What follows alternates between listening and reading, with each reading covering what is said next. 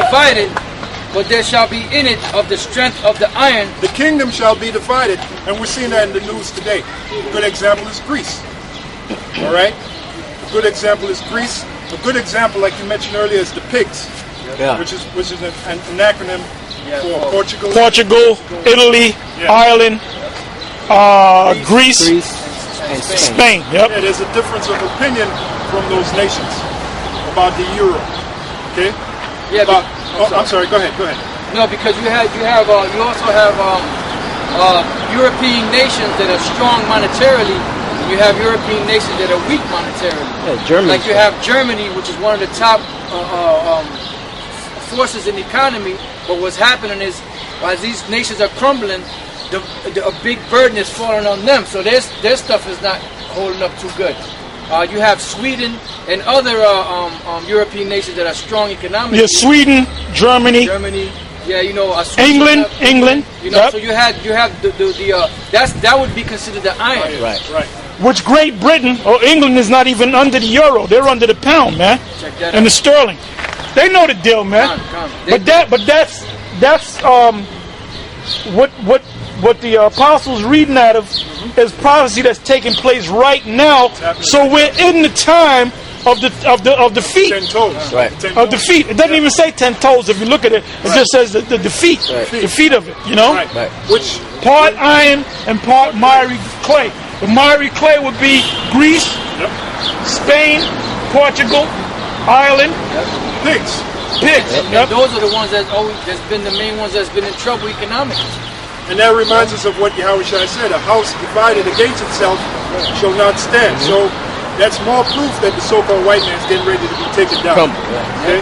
And those nations, those European nations, are part of the miry clay.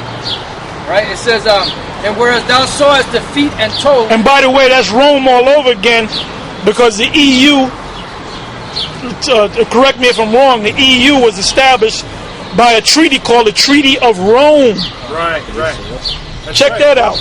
Yeah, boy, you got to do your. You heard that, Nate? Do your homework. You got to do your Google search. Yeah, because the Lord don't mess up anything. The Lord, everything He does is in proper order. The Lord said that this particular empire, which is the fourth kingdom or the seventh, one of the heads, was going to be wounded unto death, but then it was going to come back into power because that wound was going to be healed. And that wound was healed when these European nations started coming back together. You know, and now America being allied with them, America is would be like Rome, and those other nations would be the allies. So they're coming back into power now because the Lord prophesied it thousands of years ago that this would actually happen. Yeah, they're literally on their last leg. Yep. And you ain't gonna get this from Nate or Johanna or none of them guys. They don't know what the hell's going on, man. All right. And don't be listening to Alizé, because he'll tell you that angels is on the planet Angelo.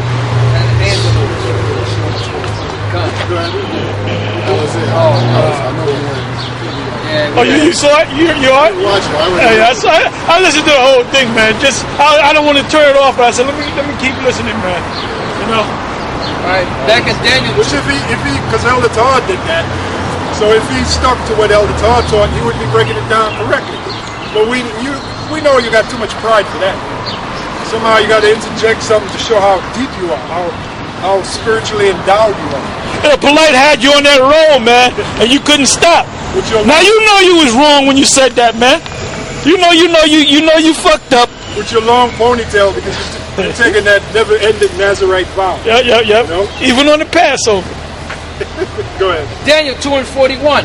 And whereas thou sawest the feet and toes, part of potter's clay and part of iron, the kingdom shall be divided, but there shall be in it of the strength of the iron, for as much as thou sawest the iron mixed with miry clay. Yeah, the strength of the iron, a good example is Germany.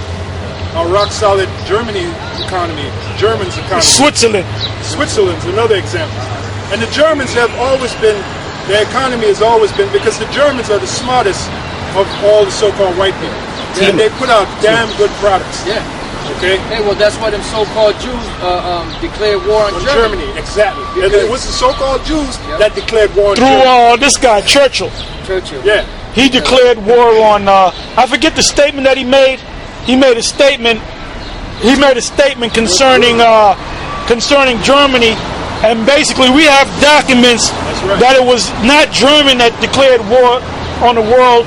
It was the so-called Jews that declared war against Germany because their economy was to a point where the English couldn't compete with them, man. That's right. You know? That's right. And it's true today. You know that. It was really England, man. Yeah. Because the state of Israel wasn't even set up yet. Right. It was still a thought in their mind. Yeah, So it was really Great Britain. The so-called Jews of Great Britain, also known as the Elders of Zion. That's right. That's right. right. Many names. That's They're right. the ones that declared war against Germany. That's right. And then they put up this campaign to demonize the That was Germans. Kaiser Wilhelm, that All was right that. at that point. That's the real truth. Again, like we said, it's truth. You know, they had the first one or the second one. The second one. Is this a Apostle Paul?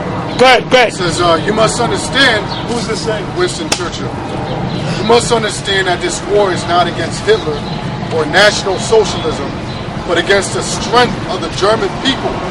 Strength of the German people. That's even Because they produce things, man. produce You know? damn good things. Damn good things. It says, which China's doing that now. Remember China made that cheap shit? Yeah. They're making quality stuff now, man. That's right. Yeah, they even so that the Chinese, the so-called Chinese, are making fun of the so-called white Americans in their commercials. All right? They're thumbing their nose up at you. Right. Go ahead. It says, which is to be smashed once and for all, regardless of whether, Which is to be smashed once and for all. Go ahead. regardless of whether it is in the hands of Hitler or a Jesuit priest. As Check a matter that of out. fact, it was the Treaty of Versailles. At the Treaty of Versailles, Germany was bankrupt. 1919, Germany was bankrupt because they had to pay back all the loans. But the so-called Germans, they rised up out of that obscurity. Yep. So much so that Churchill had... They always rise up out of it, man. They're resilient people. They're resilient people, okay? Well, they're the wise men of Tima. There you go. So they have That's really they have that knowledge and technology from the Most High. How do you think the so-called white men over here got the technology for the missiles? You know, they took those scientists during the, what was that, the Manhattan Project, Yeah. and they brought them over here to the Americas, and they put them. Half of them came to America, and half of them went to Operation Russia. Paperclip. You know, Operation Paperclip. Yeah. And they half went to America, half went to Russia, and that's how all that technology started being built back up. Now China is doing what Germany once did. That's why it says in the scriptures, Moab is my wash pot, man. Ain't nothing being, very little is being manufactured over here in the States, man. It's all outsourced. Really, Speak loud. really, like the whole RFID, the idea of using that to bring everybody together, that was started by the Germans because they came up with that tabular. The tablet, yep, that's right. And they use IBM to do it. IBM. International Business Machines. And I think they sent them over here to America. Yep, yep. That was hollering, that guy hollering. Now, Pastor Charles just made a statement. I'm trying to remember what he said because it was a good point. Oh, he was talking about the product. Most products were not even made in America. Now, do you know? I just found out that those products that say made in America were actually not made in America. They were made in other parts of the world and sent to America. And what they do here, what they do in America is they assemble it so they can put the tag made in America. But it wasn't made in America. It's like Dell computers, right? When you order a Dell computer, it comes and it says Dell's an American company. But really what they do is they get them parts from Samsung and Hitachi, and they send them to Dell, and Dell just puts it together, puts it in a box that says Dell on it, and ships it out to you. Yeah. So Mostly all that stuff comes from Korea. That's what they do. They said they did a survey. What's the hardest working country in the world? And Korea, I think, was among the top 10 because a lot of products are coming from Korea. All right. So anyway, Elder Tal mentioned about China. Now there's a prophecy speaking about China. We're going to read about it in 2nd Ezra 16. 2nd Ezra 16 and 1. What will be able to be Babylon and Asia? Babylon and Asia. Now Asia represents China. Asia represents the Far East. China, not just China, but Japan. Japan has a great economy in the United States too, as well as China. Korea, like I just mentioned about Korea, a lot of products are coming from Korea, coming right here to America. Singapore. Yeah. So because of that, a lot of those nations, those Far East nations, they're proud. Yeah. That makes them proud. Let's see what the prophecy says. If I may just interject this one thing. Now you got Singapore, which is a so-called Asian country. They're rich, man. You know, their economy is great. That's why even I believe it's Mark Farber lives over there. You know, because they're seeing that these certain of these Asian countries are becoming strong economically. There are people that believe the future is Asia. Moab is my wash pot. Right. You know? So we're going to read that, and we're going to read the prophecy to show you the future is not Asia, China or Japan. Go ahead. You said you made a statement. Yeah. Just to back up what the apostle was saying, if you look at vehicles, right? Now, not too long ago, the number one vehicles to get was, the big American name Ford, Chevrolet. Like, they're not even mentioned anymore. Oldsmobile. Now, the big names that are coming up are Kia, Hyundai, from these different countries like Korea and Japan. They had Honda, but the Korean countries, other Asian countries, they're coming up with these cars that are taking over now. You know, the Kia and Hyundai. There's other ones I can't think of, the hybrid cars, right, coming from overseas. Yeah, because they're cheap cars. They can make it where they're super cheap. Yeah, cheap. You know? They got good gas mileage. Yeah, economical. And they outlast the American cars. Yep. See? Right. In other words, America going down the toilet, going down the shit. Going down the Go ahead. pee-pee hole. Yeah, bring it out. Circulating. Verse 13, I'm going to jump from 11. Revelation 18:11, it says, "And the merchants of the earth shall weep and mourn over her, for no man buyeth their merchandise anymore." Yeah, that's talking about after America is destroyed, which is going to be televised. You know what, brother? You should read that whole chapter, man. Yeah. Because that hasn't been brought out. That's right. Blow the dust off that scripture. That's right. Bring it on out. A lot of meat. Revelation 18:1. "And after these things, I saw another angel come down from heaven, having great power, and the earth was lightened with his glory." Yeah, and he didn't come from another planet either. All right, he came down from the throne of Yahweh Shem Yahushua. That's where the angels dwelt. Right? Okay, Alizé, mystical man. Go ahead. "And he cried mightily with a strong voice, saying, Babylon the Great is spoiling, and it's become the habitation of devils." You know, the devils mean after this place is destroyed, you're going to have wild animals that dwell there. Yeah, because Ariel used to say, when Esau came over here and took down Gad, that was the downfall of Babylon. So the unclean birds and all that, those faggots and demons and all that, Edomites.